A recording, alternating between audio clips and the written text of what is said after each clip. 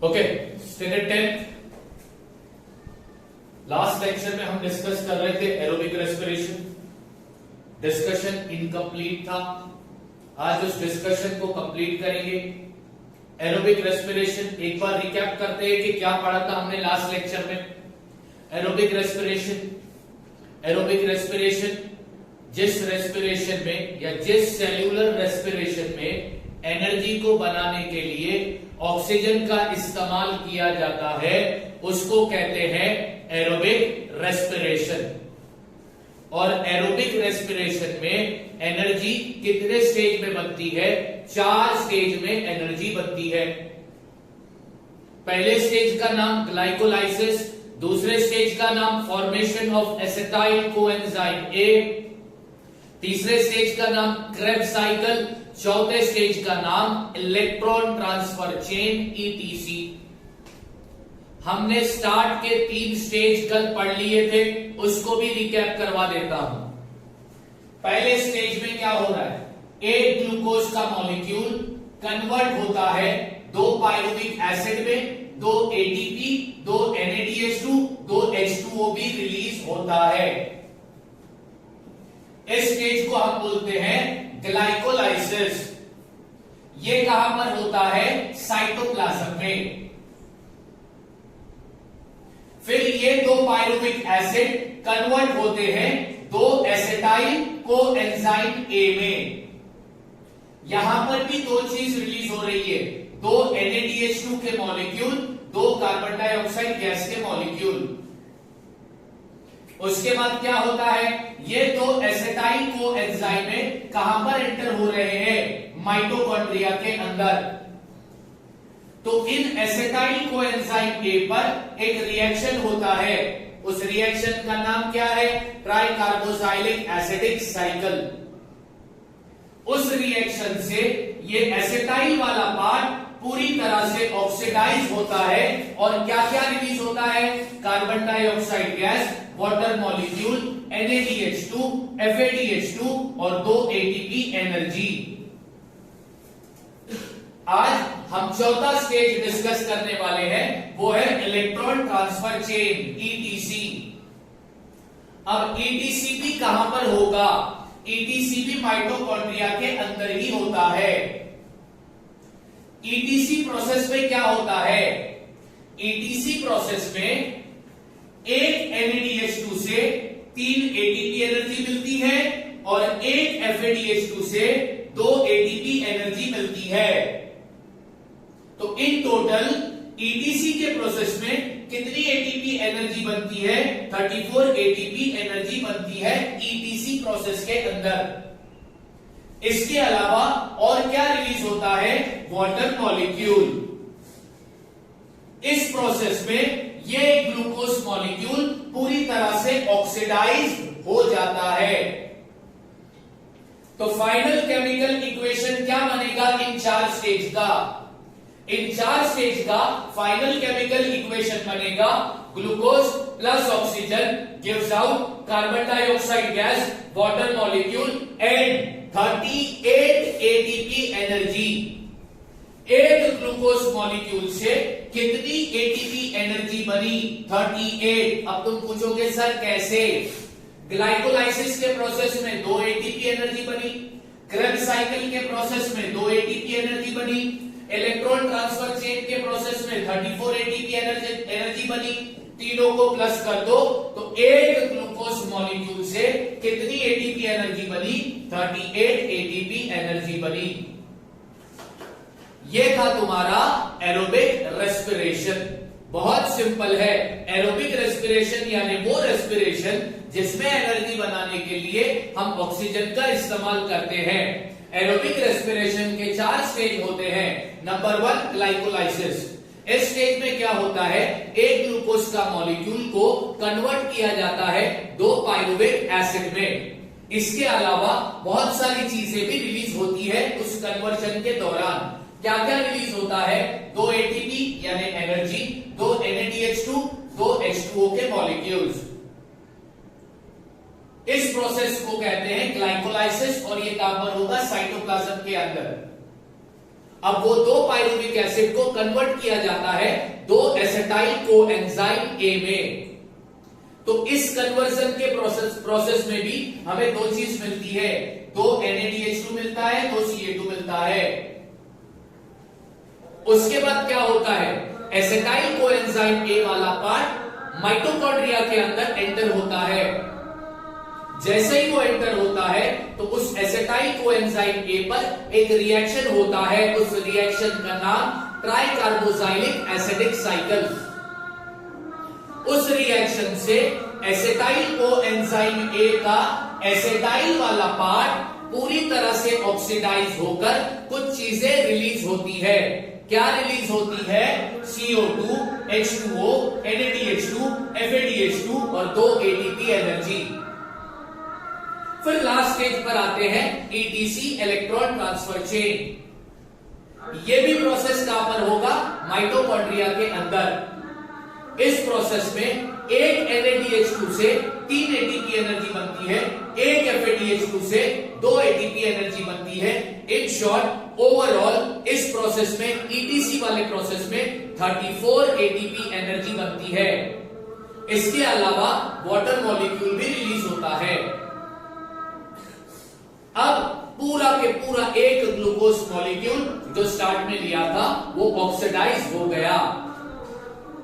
तो इन 4 स्टेज का final chemical equation क्या होगा, तो केमिकल इक्वेशन होगा C6H12O6 plus 6O2 gives out carbon dioxide gas H2O and 38 ATP energy.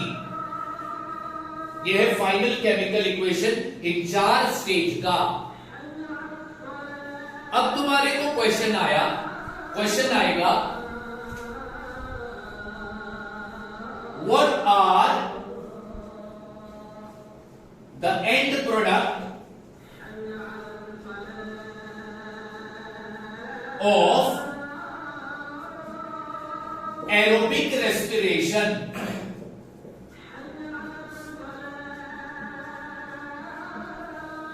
क्या क्वेश्चन आएगा, What are the end product of aerobic respiration? यानी कि पूरे एरोबिक रेस्पिरेशन के प्रोसेस से तुम्हें एंड में क्या प्रोडक्ट मिला, तो तुम बोलोगे carbon dioxide gas, water molecule and 38 ATP energy. Question ध्यान से समझो, क्वेश्चन क्या था, What are the end product of aerobic respiration? यानी पूरे एरोबिक रेस्पिरेशन के प्रोसेस से एंड में तुमको प्रोडक्ट कौन सा मिला, तो कौन सा मिलता है, carbon dioxide gas, water molecule, 38 ATP energy. अब तुम्हारे माइंड में सवाल आया होगा, सर इस पूरे स्टेज में 2 वर्ड आए थे, 2 फॉर्मूले आए थे, एक NADH2 और दूसरा FADH2। सर ये NADH2 क्या है, ये FADH2 क्या है? बच्चों मैं बता दूं, NADH2 और FADH2 ये दोनों भी एंजाइम है। NADH2, FADH2 ये दोनों क्या है, एंजाइम है। अब तुम बोलोगे सर एंजाइम क्या है, तो बेसिकली बच्चों एंजाइम एक तरीके का केमिकल है जो हमारे बॉडी या लिविंग ऑर्गेनिज्म के बॉडी के अंदर बनता है। सर को क्या काम आता है, उस एंजाइम की मदद से बॉडी में होने वाले केमिकल रिएक्शन की स्पीड बढ़ती है। तो केमिकल रिएक्शन की स्पीड को बढ़ाने के लिए एंजाइम का इस्तेमाल किया जाता है। NADH2, FADH2 क्या है, ये दोनों भी एंजाइम है। कहां पर बनेंगे, सेल के अंदर। इन दोनों एंजाइम का इस्तेमाल कौन से प्रोसेस में होगा, रेस्पिरेशन वाले प्रोसेस में।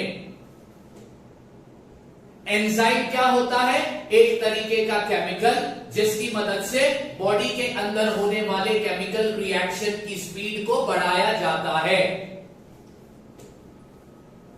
NADH2 का फुल फॉर्म क्या है, निकोटिनामाइड एडेनाइन डाइन्यूक्लियोटाइड।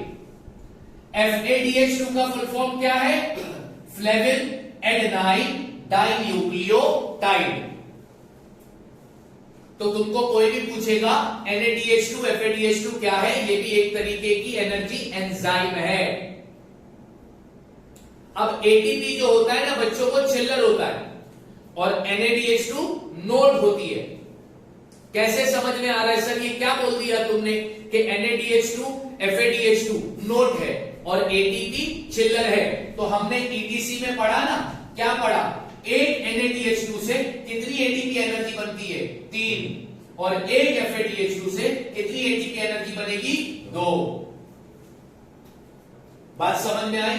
इसलिए मैंने ATP को चिल्लर बोला और NADH2 और FADH2 को नोड कहा। अब हमको एरोबिक रेस्पिरेशन सर समझ में आ गया। सर NADH2 FADH2 का मतलब भी बता दिया तुमने कि वो क्या है, उनका फुल फॉर्म क्या है, कहां पर बनते हैं, कौन से प्रोसेस में इस्तेमाल होगा। अब बच्चों एक चीज मैं तुमसे पूछता हूं, एनर्जी बनी किससे बनी? तो तुम्हारा जवाब होगा सर एनर्जी ग्लूकोज से बनी है। एनर्जी किससे बनी है? ग्लूकोज से। ये ग्लूकोज और कुछ भी नहीं, ये है तुम्हारा कार्बोहाइड्रेट। क्या है ये? कार्बोहाइड्रेट। तो main source of energy, energy बनाने का मेन सोर्स कार्बोहाइड्रेट है। अगर मान लो बॉडी में कार्बोहाइड्रेट की कमी है, जितना कार्बोहाइड्रेट चाहिए एनर्जी बनाने के लिए बॉडी में, ह्यूमन बॉडी में उतना कार्बोहाइड्रेट अवेलेबल नहीं है, तो क्या एनर्जी नहीं बनेगी? अगर एनर्जी नहीं बनेगी तो हम मर जाएंगे, बीमार पड़ जाएंगे। तो सर जब कार्बोहाइड्रेट कम होता है बॉडी के अंदर, तो सर फिर एनर्जी किससे बनती है? तो बच्चों जब बॉडी के अंदर कार्बोहाइड्रेट कम होता है तो फिर हमारे बॉडी के अंदर उसके दो अल्टरनेट का इस्तेमाल होता है, लिपिड, प्रोटीन।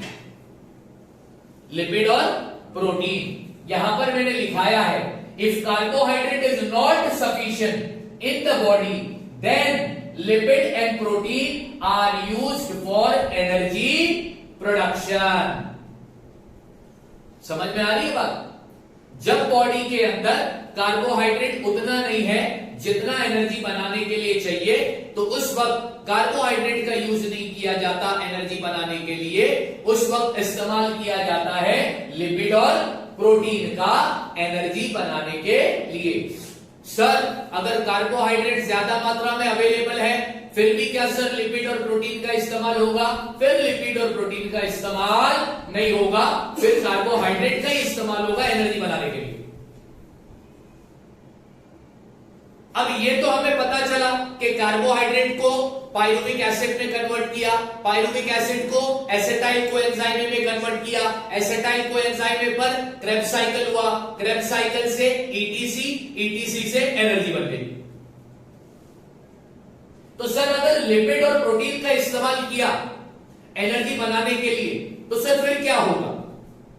तो लिपिड को कन्वर्ट किया जाता है किसमें? फैटी एसिड में। प्रोटीन को कन्वर्ट किया जाता है किसमें? एमिनो एसिड में। बाद में ये दोनों को मिलाकर क्या बनता है? Acetyl coenzyme A।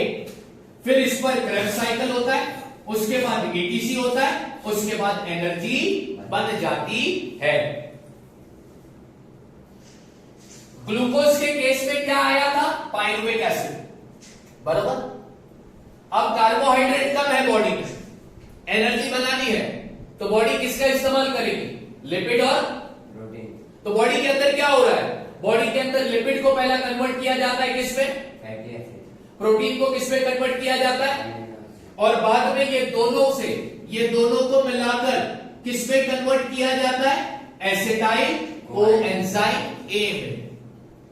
और फिर इस एसिटाइल कोएंजाइम A के बाद प्रोसेस सेम रहेगा, क्रेब्स साइकिल, ETC और फाइनल एनर्जी। तो ये बात याद रखना। इसके अलावा सर सब समझ में आ गया। सर एरोबिक रेस्पिरेशन समझा, सर ये भी समझा कि जब ग्लूकोज की कमी होगी बॉडी के अंदर, यानी कार्बोहाइड्रेट कम होगा बॉडी के अंदर, तो एनर्जी लिपिड और प्रोटीन से बनती है। कैसे बनती है सर, वो भी समझ में आ गया। सर आप बार बार एनर्जी को एटीपी बोल रहे हो, सर आप बार बार एनर्जी को क्या बोलते हो, एटीपी। तो बेसिकली एनर्जी जो बनती है ना वो एटीपी की शक्ल में होती है, वो एटीपी के फॉर्म में स्टोर होती है। कौन से फॉर्म में स्टोर होती है, एटीपी। अब एटीपी क्या है, एटीपी का फुल फॉर्म है एडेनोसाइन ट्राइफॉस्फेट मॉलिक्यूल। एटीपी का फुल फॉर्म क्या है, एडेनोसाइन ट्राइफॉस्फेट मॉलिक्यूल। एटीपी का फुल फॉर्म क्या है, एडेनोसाइन ट्राइफॉस्फेट मॉलिक्यूल। अब इसके अंदर क्या होता है, एटीपी किससे बनता है, एटीपी किससे बनता है, एटीपी बनता है एडेनाइन राइबोज 3 फॉस्फेट ग्रुप से। एटीपी किससे बनता है, एडेनाइन, यानी एटीपी के अंदर क्या क्या होता है, एडेनाइन राइबोज 3 फॉस्फेट ग्रुप। इन तीनों को मिलाकर एटीपी बनता है। अब मैं तुमको समझाने जा रहा हूं एटीपी का स्ट्रक्चर। एटीपी 3 चीज से बनता है, एडेनाइन राइबोज 3 फॉस्फेट ग्रुप से। एडेनाइन जो होता है वो हेक्सागोन भी होता है, पेंटागोन भी होता है। एडेनाइन हेक्सागोन भी होता है और पेंटागोन भी होता है। हेक्सागोन पेंटागोन वो एडेनाइन है, पेंटागोन राइबोज है। अब ये स्ट्रक्चर देखो ध्यान से, ये स्ट्रक्चर देखो ध्यान से। हेक्सागोन यानी ऐसा फिगर जिसके 6 साइड, पेंटागोन यानी जिसकी 5 साइड। हेक्सा मतलब 6 साइड, पेंटा मतलब 5 साइड। अब इस स्ट्रक्चर में, इस स्ट्रक्चर को देखो तो बच्चे ये जो है ना, ये इसके पास 6 साइड भी और 5 साइड भी, तो 6 और 5 को मिला दो तो क्या बनता है, एडेनाइन। तो ये क्या है, एडेनाइन। यहां पर लिखता हूं, ये है तुम्हारा एडेनाइन। एडेनाइन के साथ क्या अटैच है, एडेनाइन के साथ अटैच है राइबोज। ये राइबोज है,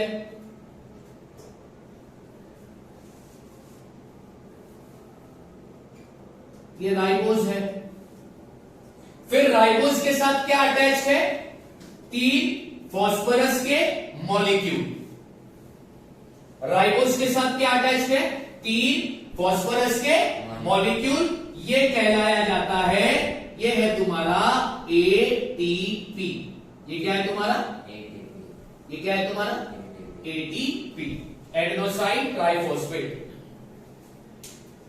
लास्ट वाले फॉस्फोरस के पास एनर्जी बहुत होती है, लास्ट वाले फॉस्फोरस के पास एनर्जी बहुत होती है, इसके पास हाई एनर्जी होती है।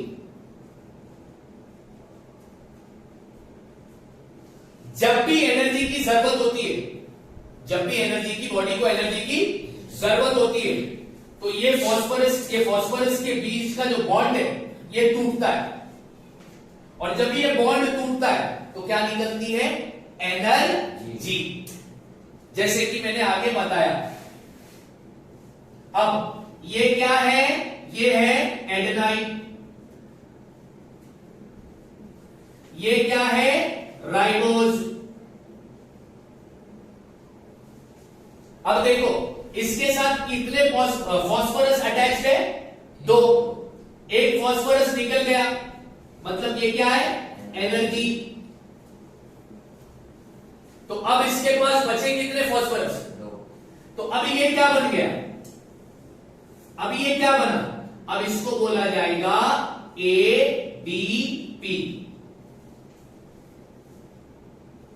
Adenosine diphosphate molecule.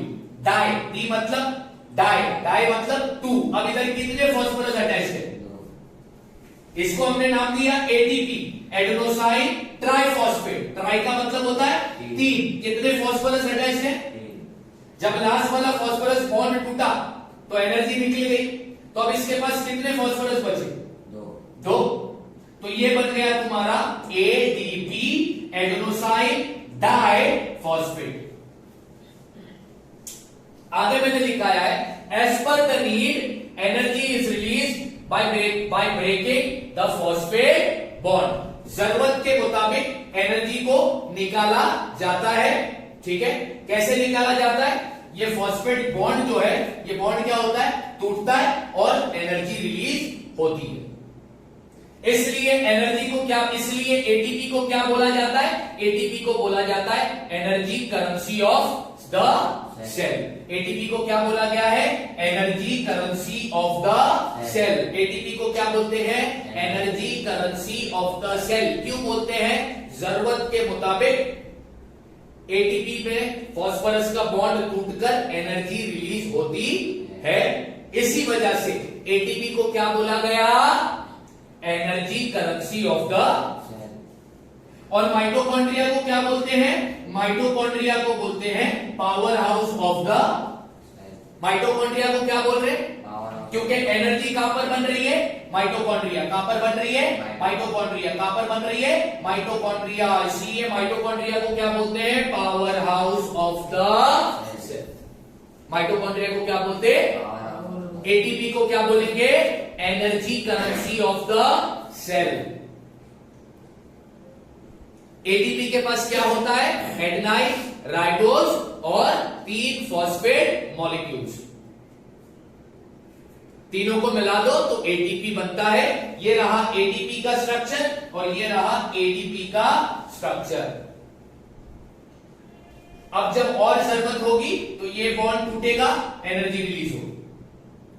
बात समझ में आ रही है कि नहीं आ रही? यस और क्लियर है? यहां पर बच्चों हमारा खत्म होता है topic aerobic respiration. Aerobic respiration बहुत सिंपल प्रोसेस है।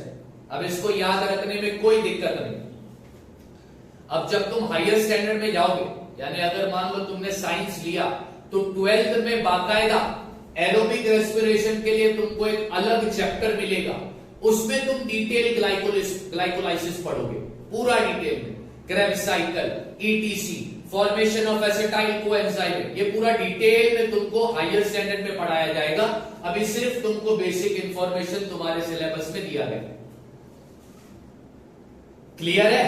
तो यहां पर अपन खत्म करते हैं हमारा आज का लेक्चर एरोबिक रेस्पिरेशन। कल का लेक्चर सेम रहेगा साइंस, और कल हम पढ़ेंगे एन एरोबिक रेस्पिरेशन।